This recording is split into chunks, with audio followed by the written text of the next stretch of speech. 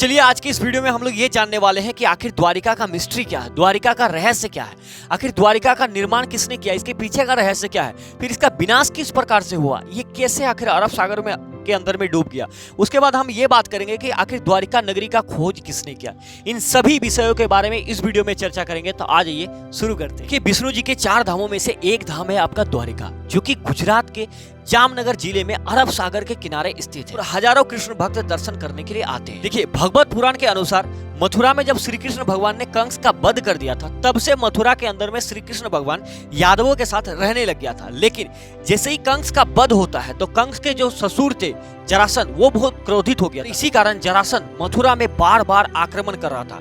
लगभग 17 बार आक्रमण किया जरासंध ने मथुरा के ऊपर में। और इसी चीज को देखते हुए श्री कृष्ण भगवान काफी परेशान हो गए थे और उन्होंने एक नई नगर बसाने का निर्णय लिया। और फिर श्री कृष्ण भगवान समुद्र देवता के पास जा करके याचना किए और फिर समुद्र देवता ने प्रसन्न होकर श्री कृष्ण भगवान को 12 योजन भूमि प्रदान किया नए नगर बसाने के लिए। अब 12 योजन किलोमीटर में कितना होता है अगर जानना चाहे तो देखिए 12 योजन भूमि प्रदान किया था। अब 1 योजन भूमि जो है ना भाई, वो 8 मील के बराबर होता है, 8 मील के बराबर। और 1 मील जो होता है वो 1.6 किलोमीटर के बराबर होता है। तो 1 योजन बराबर 8 मील, तो 12 योजन बराबर कितना मील हो जाएगा? 96 मील हो जाएगा कि नहीं हो जाएगा? बिल्कुल होगा। और इसको अगर किलोमीटर में चेंज करेंगे तो आपस में गुना कर देंगे, यानी कि 153.6 किलोमीटर आएगा। यानी कि समुद्र देवता ने भगवान श्री कृष्ण को 153.6 किलोमीटर की भूमि प्रदान किया था। उसके बाद हुआ क्या? उसके बाद श्री कृष्ण भगवान ने भगवान विश्वकर्मा को बुलाया और एक नगर का निर्माण किया गया जिसका नाम था भाई द्वारिका। और एक ऐसी नगर जो कि इतना सुंदर, जिसमें सड़क थे, सोने का महल, बगीचा, तालाब, मतलब सब कुछ एक महान संरचना था और एक सुसज्जित नगर था। देखिए, जब द्वारिका बन गया तो भगवान श्री कृष्ण ने अपनी योग माया से जितने भी लोग मथुरा में थे, भगवान श्री कृष्ण के परिवार और जितने भी लोग थे, सभी को ले आए द्वारिका के अंदर में और द्वारिका में खुशहाल से रहने लगे। फिर श्री कृष्ण भगवान मथुरा गए और मथुरा में जाने के बाद उन्होंने जाकर भीम का सहायता से उन्होंने जरासंध को मार दिया और फिर काल्यावन को मार दिया। और दोनों को मारने के बाद भगवान श्री कृष्ण वापस द्वारिका लौटे और कुछ इसी प्रकार से हुआ था द्वारिका नगरी का निर्माण। उम्मीद करें ये चीज आप जान पाए होंगे।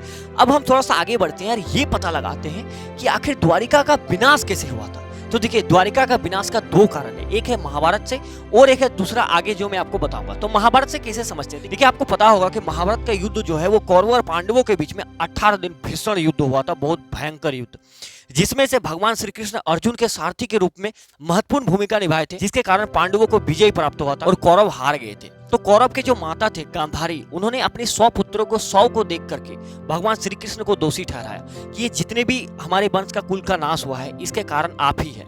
और वो पूरा क्रोधित होकर भगवान श्री कृष्ण को श्राप दे देते हैं और कहते हैं कि जिस प्रकार से मेरे कुल का, मेरे पुत्रों का विनाश हुआ है, ठीक इसी प्रकार से आपका भी कुल का एक दिन इसी प्रकार से विनाश हो जाएगा। तो गांधारी का श्राप ही एक कारण नहीं है द्वारिका का मतलब विनाश का, इसका और एक श्राप का कारण है, उसको समझिए। मैं बहुत तपस्विनी सुबल कन्या आज तुम्हें श्राप देती हूँ। नहीं गांधारी, हाँ, श्राप देती हूँ। इस प्रकार तेरे वंश का नाश हुआ, इसी प्रकार तुम्हारी आंखों के सामने तुम्हारे यादव वंश का नाश होगा। अब देखिए, दूसरे कारण को समझते हैं। देखिए, द्वारिका के अंदर एक पिंडारक पवित्र स्थान है जहां पर कुछ ऋषि मुनि आए थे और श्री कृष्ण के बड़े बड़े श्याम और उसके कुछ मित्र वहीं पर थे।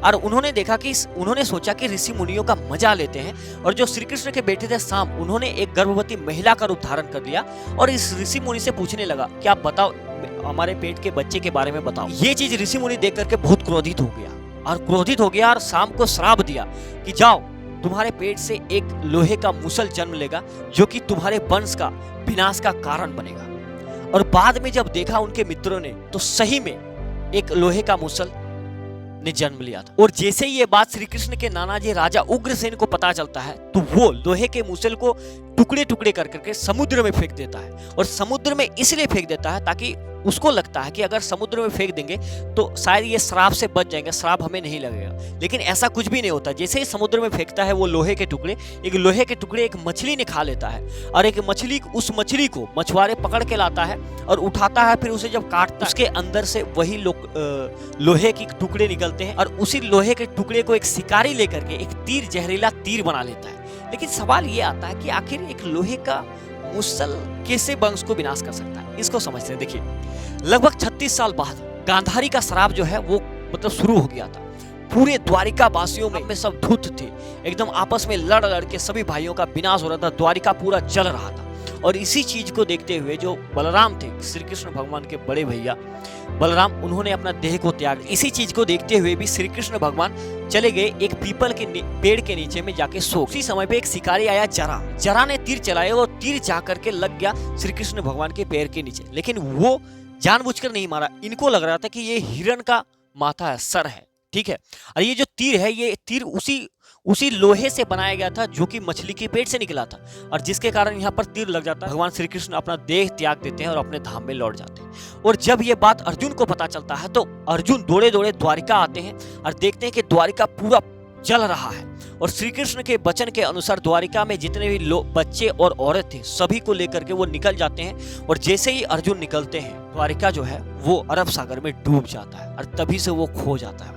और इसी प्रकार से पूरा का पूरा द्वारिका नगरी डूब गया और पानियों में खो गया। अब हम आगे बात करते हैं कि आखिर द्वारिका का खोज किसने किया भाई, ठीक है। तो देखिए, कई सारे लोग ऐसे हैं जो कि इस कहानी को काल्पनिक बताते हैं और बताते हैं कि ऐसा कुछ हुआ ही नहीं था। और कई सालों तक ढूंढने के बाद भी कोई ऐसा प्रमाण नहीं मिल रहा था जो कि इस चीज को असली साबित कर सके कि हाँ, सही में द्वारिका एग्जिस्ट करता था। तो देखिए, वर्तमान समय में द्वारिका को 2 भागों में बांटा गया है। पहला ओनली द्वारिका और एक बेट द्वारिका, ठीक है। द्वारिका क्या है, के किनारे स्थित है, और बेट द्वारिका क्या है, जो कि एक द्वीप के रूप में समुद्र के बीचों बीच स्थित है, ठीक है। तो सबसे पहले 1930 के अंदर में पहली खोज की गई, और जिसमें से कई सारे अवशेष मिले। उसके बाद फिर 1963 के अंदर में पहली बार पुरातात्विक खोज किया, जिसमें से कई सारे कलाकृतिक और मूर्तियां। उसके बाद 1983 से लेकर 1990 तक एक archaeologist doctor S A Rao और इसके टीम ने ये इस मिशन को सफल बनाने के लिए निर्णय लिया, और वो समुद्र के अंदर में कूद जाते हैं। और कई सारे अवशेष, जैसे नगर का दीवारें, पत्थर और कई सारे मूर्तियां, खंबे, काफी सारी चीजें वो खोज करके निकालते हैं। जैसे ये सभी चीजें जो है वो 130 फीट नीचे जाने के बाद ये सब चीजें प्राप्त हुआ। लेकिन ये कैसे पता लगा जा सकता है कि ये जो पत्थर है ये द्वारिका का ही पत्थर है? तो इसे पता लगाने के लिए जो आर्कियोलॉजिस्ट है उन्होंने इस्तेमाल किया कार्बन डेटिंग का इस्तेमाल किया। अब कार्बन डेटिंग क्या है? कार्बन डेटिंग एक प्रोसेस होता है जिससे किसी भी पत्थर को हम पता लगा सकते हैं कि ये कितना पुराना है। डॉक्टर नहीर आचार्य ने महाभारत में वर्णित ग्रहों की स्थिति और क्षुद्र ग्रहों की गणना के अनुसार ये पता लगाया कि जो महाभारत का युद्ध हुआ था ना वो 3126 बीसी में हुआ था, यानी कि 3126 बीसी। आज के डेट से अगर देखें तो लगभग 5000 साल पहले, बीसी यानी कि ईसा मसीह के जन्म से पहले काउंट करते हैं हम लोग, तो 5000 साल पहले महाभारत हुआ था। और महाभारत के अनुसार जो द्वारिका का निर्माण हुआ था वो द्वापर युग के अंदर में हुआ था।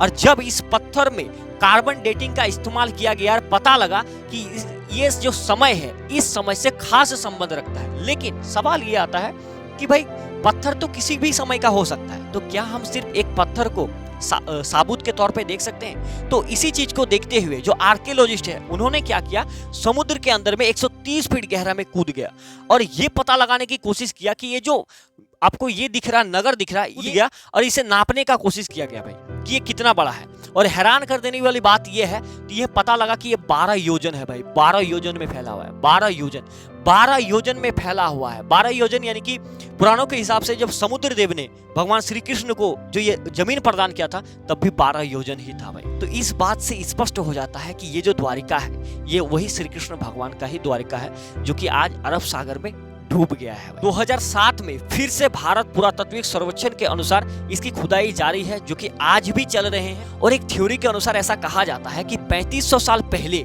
जिस जमीन के टुकड़े पर द्वारिका बसाई गई थी वो एक समुद्र के सतह पर था, और समुद्र में जल प्रवाह तेज होने के कारण वो समुद्र के अंदर में डूब गया भाई। तो उम्मीद कर रहे हैं ये सभी चीज आप समझ पाए होंगे कि किस प्रकार से द्वारिका का निर्माण हुआ, फिर कैसे विनाश हुआ और कैसे आज के आर्कियोलॉजिस्ट ने इसे पता लगाया। ये सभी चीजें आप जान पाए होंगे।